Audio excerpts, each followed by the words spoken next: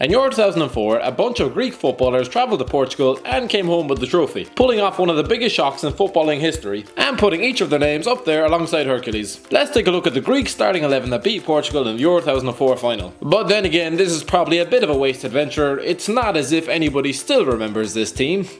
Right, NIKOPOLIDIS may have looked like he hung around with two Irish priests on a remote island, but he was actually one of Greece's most respected ever goalkeepers. The silver-haired 34-year-old left Panathinaikos in the immediate aftermath, signing for Olympiakos, where he was on the receiving end of a Steven Gerrard thunderbolt later that year. He spent 7 more years at the club, retiring in 2011, having won 6 league titles and 4 Greek Cups. He also holds the record for winning the Greek Best Goalkeeper award on 8 occasions. He spent time as assistant boss at Olympiakos, but since 2015 he's been working as a coach for the national team's under-21 side. GEORGIOS SEITARIDIS. One of the stars to emerge from that ugly defensive unit, GEORGIOS SEITARIDIS found himself linked to the likes of Real Madrid during the tournament due to his impressive form. But he found himself replacing one of Portugal's right backs, with Paulo Ferreira having left FC Porto for Chelsea. He lasted a year in Portugal before following the Porto exodus to Dynamo Moscow in May 2005. He made 8 league appearances before becoming the second Greek footballer to ever play for Atletico Madrid. He spent 3 seasons there before returning to Panathinaikos in 2009 and retiring in 2013 at the age of 32. MICHALIS KAPSIS. There seems to be a common theme here. Everybody seemed to ditch their clubs after Euro 2004. Funny that. MICHALIS KAPSIS was another, the 30-year-old swapping AEK Athens for Bordeaux after the tournament finished. He lasted just 1 season there before returning to Greece with Olympiakos. It did not go well there either, nor during his 2-year stint at Apoel Nicosia. In 2008 he signed for Levadiakis, which sounds like something out of Harry Potter, before retiring in 2010 at first club Ethnikos Piraeus. Trinos Dilas. Thrust into the spotlight when he scored the first and only silver goal in a European Championship, knocking out tournament favourites Czech Republic in the semi-final, Trinos Dilas did not need to bag himself a big money move to mainland Europe. He was already there. The 28-year-old former Sheffield United centre-back had signed for Roma in 2002 and left in 2005, as one of only 3 players not to have been booed all season by the fans. Vincenzo Montella was one, and, well, I think you can guess the other one. He returned to Greece with AEK Athens and then left for Anathorsis Famagusta in July 2008.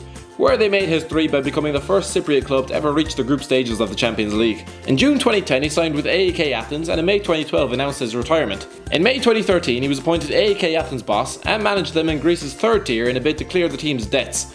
He resigned in October 2015 before signing a contract with Super League club Atromitos the following month. He lasted a year. TAKIS FYSSAS. The Portuguese might have missed out on the chance to win silverware on home soil, but for TAKIS FYSSAS, he was winning the tournament in his home stadium. The 31-year-old had moved to Benfica in December 2003 and even scored a goal in the final of the Portuguese Cup, helping them to victory against FC Porto. He ended up leaving Benfica as a league champion in 2005, moving to Scotland with Hearts, where he helped them to victory in the Scottish Cup final over Gretna, a far cry from marking the likes of Robert Pires and Cristiano Ronaldo the previous summer. He moved back to Panathinaikos in 2007, played a few games before quietly moving into retirement. Since then he's been part of the backroom staff for the national side. THEO ZAGORAKIS. So of all the starlets Euro 2004, what were the odds on former Leicester City man THEO ZAGORAKIS being named player of the tournament? Probably the same as his former club going on to win the Premier League 12 years later. The 32-year-old AEK Athens midfielder was a tenacious, tough-tackling midfielder and was voted man of the match in the final. 10 days later, he left for Bologna on a free transfer, being hailed by his new owners as the Greek Baggio. I'm not sure if they'd ever watched Zagorakis play, but Baggio actually scored a few goals.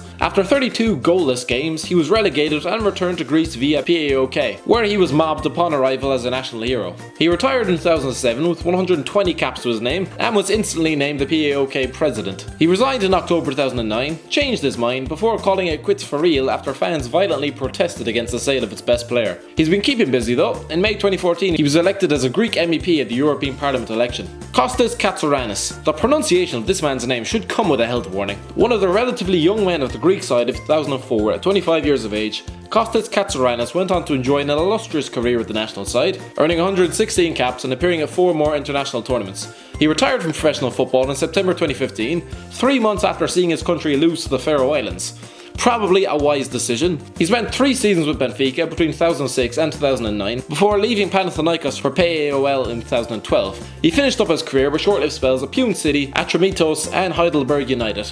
Angelos Bassinas. Angelos Bassinas got the ball rolling for Greece, scoring what turned out to be the winning goal in their opening game of the tournament against Portugal. When Portsmouth signed him in February 2009, the club marketed him as yet another European champion they were signing. When the fans realised who they were talking about, they couldn't have been less thrilled. Of course, it didn't help that hours after his debut, Tony Adams was sacked and replaced by Paul Hart, a man who barely played him, but he did end up helping Portsmouth reach the 2010 FA Cup final before moving to Arles Avignon in League One, where he linked up with a certain Angelos CHARISTEAS, but more on him later. Bassinas made 5 appearances in France before giving up and retiring. He's one of a select few Greeks to have 100 caps to his name. Stelios Giannakopoulos. The only man from this lineup that English commentators might have been familiar with back in 2004, and even then some still took about 3 goals to get his name right. Stelios Giannakopoulos was a fan favourite at the Reebok Stadium and had all of Bolton behind him during the tournament. The egg-headed wide man had signed from Olympiacos the previous summer and went on to make 177 appearances for the club, scoring 28 goals before leaving for Hull City in 2008.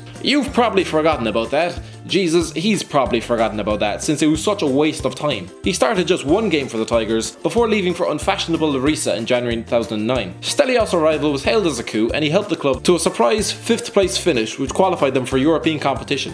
He was voted president of the Greek Professional Footballers Association in May 2010 before starting his managerial career in August 2012 at Paneliakos. He was fired 6 months later. Since 2016 he's been in charge of KAPSIS, where you will probably be familiar with none of their players. ZISIS VRYZAS. For a striker, ZISIS VRYZAS record was pretty shameful. The man scored 9 goals and 68 caps and hit double digits in his career on 1 occasion. And this man won a European Championships. The mind boggles. The striker joined Celta Vigo in 2004 on loan from Fiorentina, failed to impress, and returned to the Viola to play precisely 0 minutes of league football all season, before taking in a half season on loan at Torino where he scored twice in 11 games. He finished his career in 2008 after spells with Skoda Xanthi and PAOK, where he scored a combined 1 goal. Again, how did this man win the tournament? He was briefly appointed PAOK chairman in October 2009 following ZAGORAKIS' resignation. He became president at the club in 2012 and from the summer of 2014 worked as technical director. Financial difficulties plagued his tenure and he went on to work as technical director at Super Club VRYZAS for a year before taking on administrative roles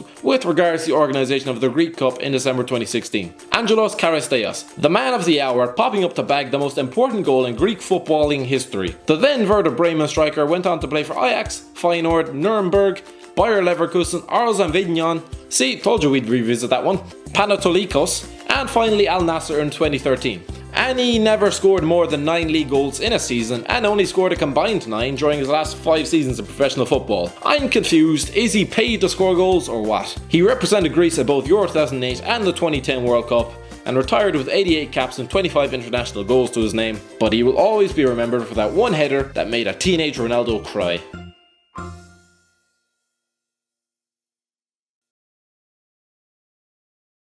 Thanks for watching, don't forget to like, share and subscribe, and make sure you check out Footy Feed for all the latest transfer rumours and news.